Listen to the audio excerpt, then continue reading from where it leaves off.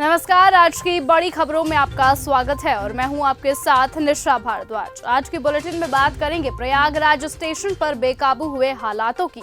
बताएंगे आपको दिल्ली में मुख्यमंत्री के शपथ के लिए दिन और समय की तारीख। दिखाएंगे आपको विजय कुमार सिन्हा ने कैसे खोल दी लालू और तेजस्वी की कुंडली। और बुलेटिन के आखिरी में देखेंगे मायावती ने एक तीर से कैसे साधे कई निशाने। लेकिन दिन भर की तमाम खबरों से पहले एक नजर सुर्खियों पर। नई दिल्ली भगदड़ मामले में अब स्टेशन पर सीआरपीएफ की हुई तैनाती। 26 फरवरी तक काउंटर, प्लेटफॉर्म टिकट बंद। 60 स्टेशनों पर होल्डिंग्स एरिया बनाने की तैयारी। सुप्रीम कोर्ट में पूजा स्थल कानून पर सुनवाई टली। 3 जजों की बेंच में होनी थी। सीजेआई बोले आज 2 जज मौजूद है, बाद में दिल्ली के नए सीएम की शपथ 20 फरवरी को। 19 को विधायक दल की बैठक। शपथ में पीएम समेत 20 राज्यों के मुख्यमंत्री आएंगे। प्रयागराज स्टेशन पर बेकाबू हुए हालात। प्रयागराज स्टेशन पर पुलिस इस वक्त मौजूद है। भीड़ की वजह से हालात बेकाबू हो गए हैं। इसके बाद ही 28 फरवरी तक स्टेशन बंद कर दिया गया है। प्रयागराज के स्टेशनों पर भीड़ उमड़ी है। इसी के चलते पुलिस ने मेले से लौट रहे लोगों को रास्ते में ही रोक दिया है। स्टेशन के अंदर पब्लिक की एंट्री को रोका गया है। एमपी से महाकुंभ जा रही एक गाड़ी पलटी। मध्य प्रदेश के सीधी जिले में महाकुंभ में शामिल होने के लिए प्रयागराज जा रही एक गाड़ी पलट गई है। पुलिस के मुताबिक एक एसयूवी गाड़ी रास्ते में ही पलट गई और इसमें 4 लोगों की मौत हो गई है, जबकि कई लोग घायल हुए हैं।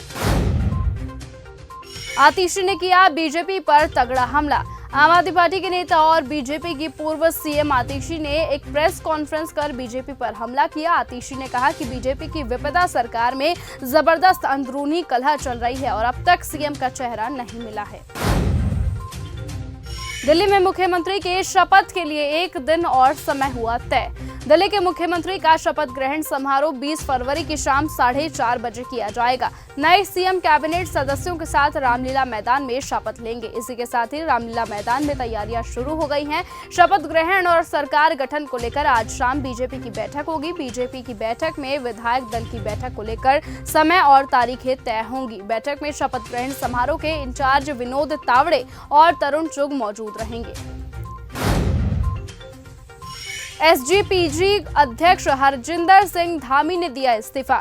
शिरोमणि गुरुद्वारा प्रबंधक समिति के अध्यक्ष हरजिंदर सिंह धामी ने पद से इस्तीफा दे दिया है। उन्होंने धार्मिक विवाद के चलते ये इस्तीफा दिया है। एसजीपीसी ने हाल ही में बताया कि तख्त दमदमा साहिब तलवंडी साबो के जत्थेदार ज्ञानी हरप्रीत सिंह को पद से हटाया गया है। अकाल तख्त साहिब जत्थेदार ज्ञानी रघबीर सिंह ने ज्ञानी हरप्रीत सिंह को पद से हटाने का विरोध जताया और इसी बीच जब हरजिंदर सिंह धामी ने इस्तीफा दे दिया। विजय कुमार सिन्हा ने खोल दी लालू और तेजस्वी की कुंडली। बिहार में इस साल 2025 के विधानसभा चुनाव होने वाले हैं और इसी को लेकर नेताओं के बीच जुबानी जंग तेज हो गई है। आरोप प्रत्यारोप का सिलसिला लगातार जारी है। सोमवार को बिहार के उप मुख्यमंत्री और बीजेपी के नेता विजय कुमार सिन्हा ने लालू यादव और तेजस्वी यादव पर जमकर हमला बोला। उन्होंने पत्रकार के सवाल के जवाब में पुरानी बातों को दोहराया। विजय कुमार सिन्हा ने कहा कि तेजस्वी यादव अपने पिता के नाम को छुपाना चाहते हैं, उनके नाम को भूलना चाहते हैं, अपनी विरासत पर शर्मिंदगी महसूस करते हैं, लेकिन पक्षपात नहीं करेंगे। समय रैना थाने जाकर क्यों नहीं दर्ज करा रहे बयान। यूट्यूबर समय रैना का शो इंडियाज गॉट टैलेंट विवादों में घिरा हुआ है। इस शो के लेटेस्ट एपिसोड में रणवीर इलाहाबादिया नजर आए थे। उन्होंने शो में पेरेंट्स को लेकर अश्लील और भद्दी टिप्पणी की थी। इसी के बाद से काफी विवाद हो रहा है। साथ ही रणवीर इलाहाबादिया समय रैना के खिलाफ एफआईआर भी दर्ज कर दी गई है। वहीं अब इस मामले में समय रैना ने महाराष्ट्र साइबर सेल से वीडियो कॉन्फ्रेंस के जरिए अपना बयान दर्ज कराने का अनुरोध किया है। जानकारी के अनुसार समय रैना अभी देश से बाहर है और इसीलिए उन्होंने ये अनुरोध किया है। हालांकि महाराष्ट्र साइबर सेल ने उन्हें किसी भी तरह की राहत देने से पूरी तरह से इनकार कर दिया है। बीजेपी कब करेगी विधायक दल के नेता का ऐलान। दिल्ली विधानसभा चुनाव परिणाम घोषित होने के 9 दिन बाद भी बीजेपी सीएम का नाम तय नहीं कर पाई है। यानी दिल्ली का नया सीएम कौन के सवाल पर सस्पेंस अभी भी बरकरार है। इस बीच बीजेपी नवनिर्वाचित विधायकों की सोमवार को होने वाली बैठक टाल दी गई है। सूत्रों के अनुसार अब बीजेपी विधायक दल की बैठक मंगलवार को होने की संभावना है। हालांकि इसको लेकर कोई आधिकारिक बयान सामने नहीं आया है। ये भी हो सकता है कि विधायक दल की बैठक 19 या फिर 20 फरवरी तक के लिए टल जाए। मायावती ने साधा एक तीर से कई निशाने। बहुजन समाज पार्टी में इन दिनों कुछ ठीक नहीं चल रहा है। पहले बसपा सुप्रीमो मायावती ने अपने भतीजे आकाश आनंद के ससुर अशोक सिद्धार्थ को पार्टी से बाहर का रास्ता दिखाकर सबको हैरान कर दिया, तो वहीं रविवार को उन्होंने एक के बाद एक ऐसे ट्वीट किए जिसके बाद पार्टी के अंदर कुछ ठीक नहीं होने के कयास लगाए जा रहे हैं। बसपा सुप्रीमो ने पार्टी के उत्तराधिकारी की योग्यता को लेकर ही नया दावा कर दिया, जिसके बाद बसपा में पारिवारिक वर्चस्व की लड़ाई के संकेत मिल रहे हैं। अब कहां से निकलेगी प्रेमानंद महाराज की यात्रा? प्रेमानंद महाराज की पदयात्रा का विरोध करने के बाद महाराज ने अपनी यात्रा में परिवर्तन कर लिया था, लेकिन रविवार को एक वीडियो सामने आया जिसमें एनआरआई ग्रीन समिति के अध्यक्ष आशु शर्मा ने प्रेमानंद महाराज से मुलाकात की। उस मुलाकात में प्रेमानंद महाराज ने सोसाइटी के अध्यक्ष आशु शर्मा ने माफी मांगी और दोबारा से उसी रूट से पदयात्रा शुरू करने को कहा। इसके बाद आज सोमवार को प्रेमानंद महाराज जी की पदयात्रा अपने पुराने मार्ग से होकर ही गुजरी। ऑपरेशन टाइगर पर उद्धव ठाकरे अलर्ट। महाराष्ट्र में हमेशा कुछ न कुछ सियासी हलचल बनी रहती है।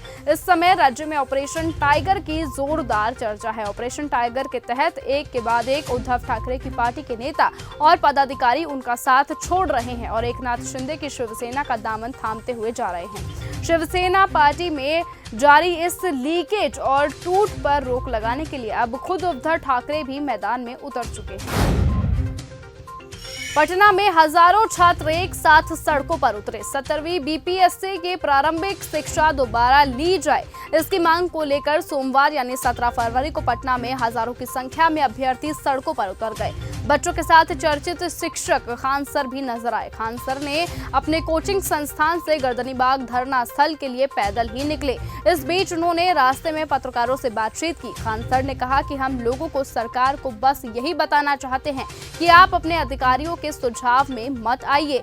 री एग्जाम ये लोग ले लेंगे तो सबसे ज्यादा भलाई इसमें सरकार की ही होगी। चुनावों में गुस्सा नहीं झेलना पड़ेगा। री एग्जाम की मांग कहीं से गलत नहीं है, धांधली हुई है। उन्होंने मीडिया कर्मियों को धन्यवाद दिया कि बीपीएससी के मुद्दे को इतना उठाया गया है। महाकाल मंदिर में शुरू हुआ 10 दिवसीय महाशिवरात्रि उत्सव। महाकाल मंदिर में हर साल महाशिवरात्रि का पर्व 9 दिन तक धूमधाम से मनाया जाता है, लेकिन इस बार ये उत्सव पूरे 10 दिन तक चलेगा, क्योंकि इस बार एक खास तिथि 2 दिन तक रहेगी। मंदिर के पुजारी के अनुसार इस साल फाल्गुन कृष्ण सप्तमी 2 दिन यानी 19 और 20 फरवरी को पड़ रही है। इसी के चलते शिवरात्रि का उत्सव 2 दिन अधिक मनाया जाएगा। ऐसे में सोमवार यानी 17 फरवरी को विशेष भस्म आरती के साथ महाकाल मंदिर में शिवरात्रि का शुभारंभ हुआ, जो कि 26 फरवरी तक लगातार चलेगा। क्या अब नेपाल जाएंगी मोनालिसा? महाकुंभ में कई लोग फेमस हो गए। उनमें से एक रुद्राक्ष की माला बेचने वाली वायरल गर्ल मोनालिसा भी है। मोनालिसा अब स्टार बन चुकी हैं। उन्होंने अपनी खूबसूरत आंखों से लोगों का दिल जीत लिया। मोनालिसा को इतना पसंद किया गया कि उन्हें फिल्मों में काम करने का ऑफर भी सामने से आने लगे। अब मोनालिसा को बॉलीवुड में भी डेब्यू का मौका मिल गया है। मोनालिसा इंडिया ही नहीं नेपाल में भी फेमस हो गई हैं और अब उन्होंने नेपाल जाने की तैयारियां कर ली हैं। मोनालिसा का सोशल मीडिया पर एक वीडियो वायरल हुआ है जिसमें उन्होंने नेपाल जाने की जानकारी दी है। उन्होंने बताया है कि 26 फरवरी को वो नेपाल जा रही हैं। नेपाल में मोनालिसा के फैंस खुश हो गए हैं।